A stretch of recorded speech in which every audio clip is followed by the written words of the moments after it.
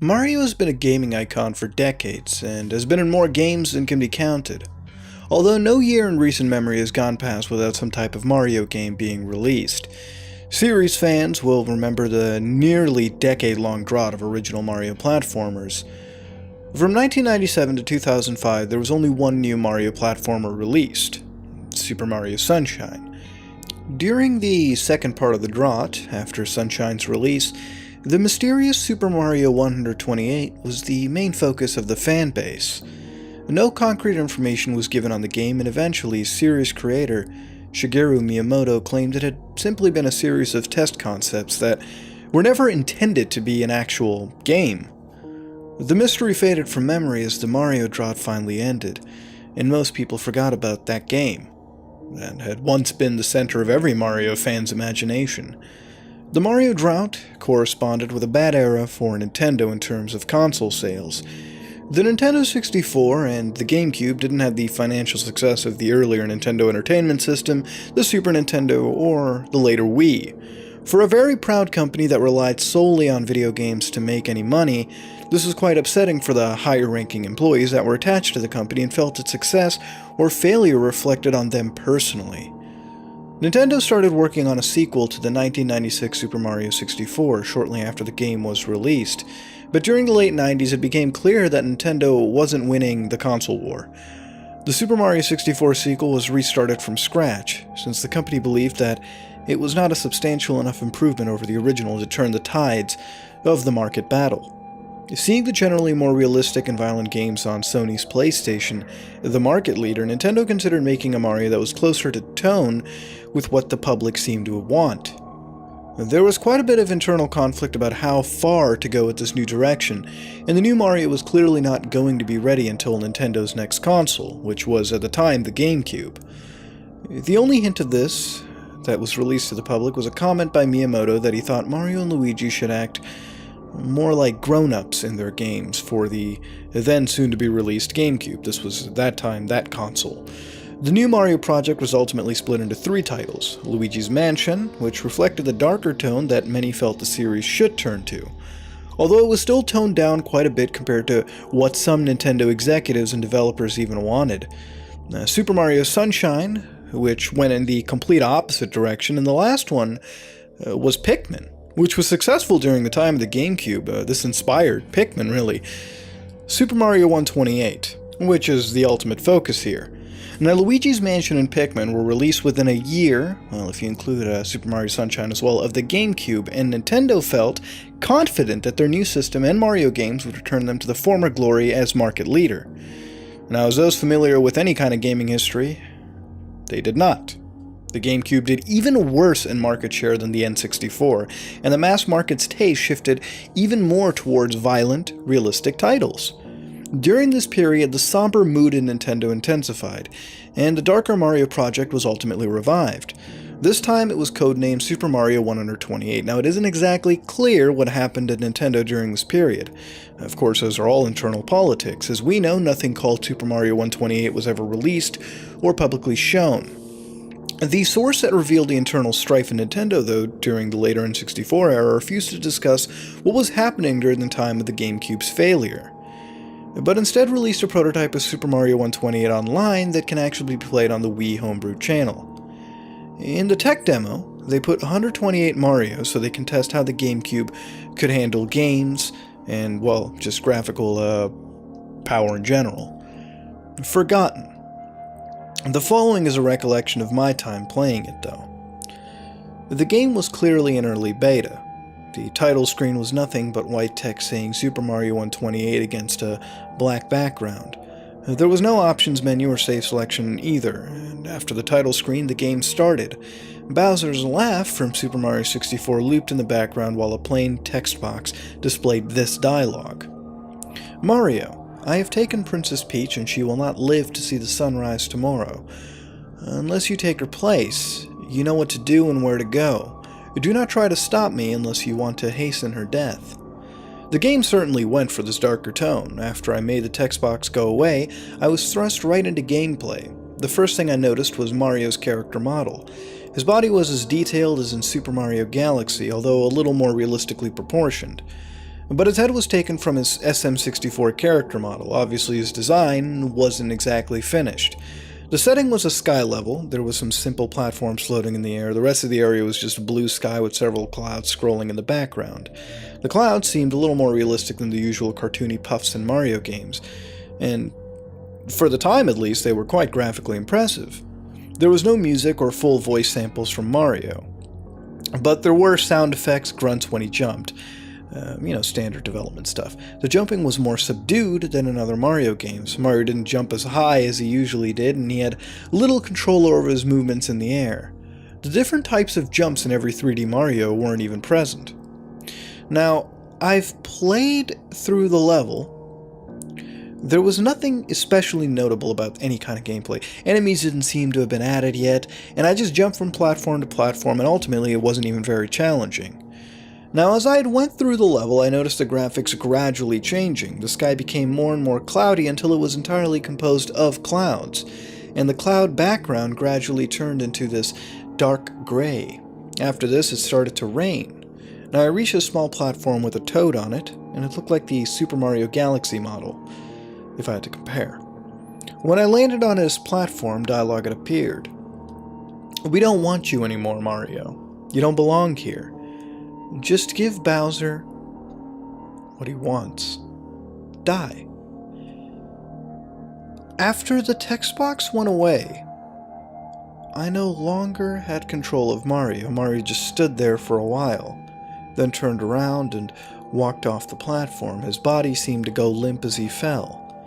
Eventually it was just revealed to me that there was a realistic, modern city under the sky. The buildings looked neglected, and if I looked closely, there were people on the street. Mario hit the ground with a realistic-sounding thud. But he didn't explode or show any visible wounds, he just laid there. The people in the sky just kept walking by, ignoring Mario. Although I thought I saw a few glance at him with cold, somewhat angry expressions.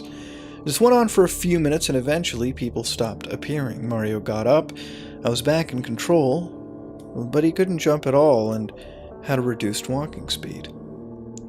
The large buildings of the city didn't appear to be interactive, so I just kept walking down the street for a while. Eventually, I found a small house that seemed out of place among the larger buildings. When I approached the door, Mario opened it. The screen went white, and some black text appeared. House of Torn Memories. Now, this seemed to be the level title. When I pressed a button, the screen faded back to Mario. He was inside the house from before. Everything seemed bigger than it should. It wasn't gigantic, but scaled as if Mario was a very small child.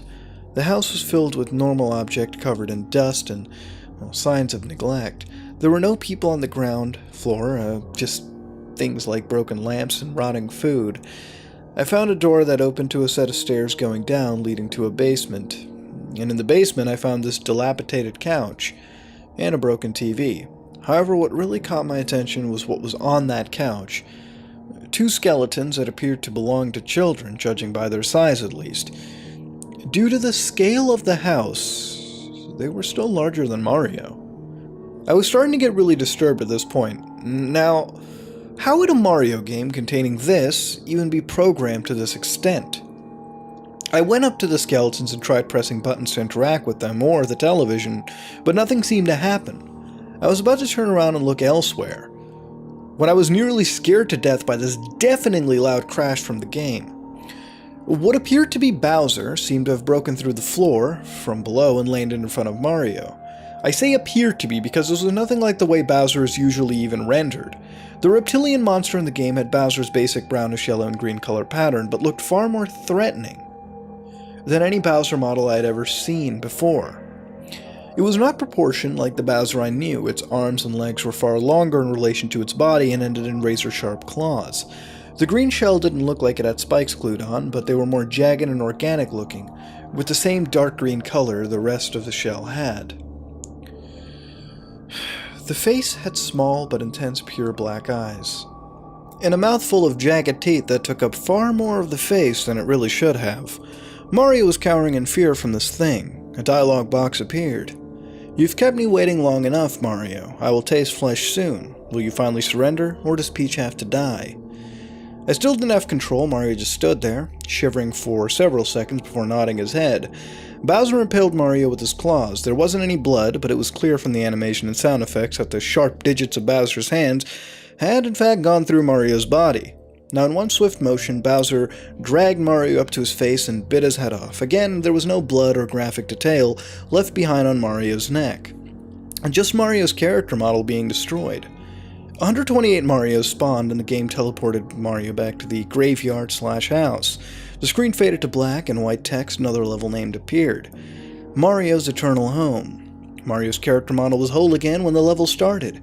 It was the only thing on the screen besides the black background. It was floating, as if in space. I could somewhat control it, but it felt more like I was deciding the general direction in which Mario would tumble than fully controlling him. As I drifted towards no apparent destination, voices faded in. They were echoing. Deep voices telling Mario that he was worthless, that the world no longer had any use for him, and everyone would be better off if he was dead. High-pitched crying was layered into the voices after a bit. It sounded like it was supposed to be Mario's cries, and this had really disturbed me as I found myself fighting back tears. For reasons I couldn't understand, this was affecting me on an emotional level. The voices and aimless wandering went on for several minutes until I spotted a light gray speck in the distance. I moved towards it, and it took a very long time to reach, and grew closer at a much slower rate than it should have. When I was close enough to make it out, I saw that it was a tombstone, and it was a very plain one with cracks in several places. When I got right next to the tombstone, I could see writing on it. I turned off the system right after reading it. I'm not going to play the beta or hack or whatever this was again, but there was a single word written on that tombstone. Innocence.